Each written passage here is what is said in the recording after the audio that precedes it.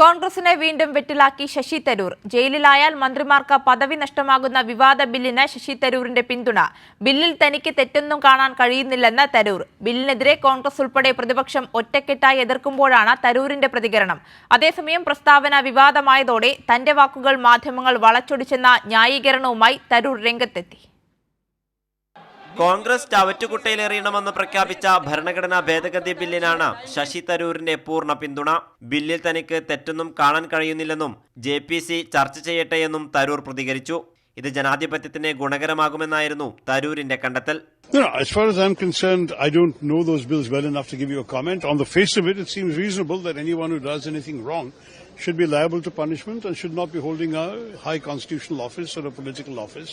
പാർലമെന്റിനകത്തും പുറത്തും പ്രതിപക്ഷ പ്രതിഷേധത്തിന് കോൺഗ്രസ് ചുക്കാൻ പിടിക്കുമ്പോഴാണ് പ്രവർത്തക സമിതി അംഗം കൂടിയായ ശശി തരൂർ വീണ്ടും പാർട്ടിയെ വെട്ടിലാക്കുന്നത്. This bill is to target the opposition ruling government. This bill is to threaten the people like Nitish Kumar and Chandrababu Naidu. This bill is to blackmail.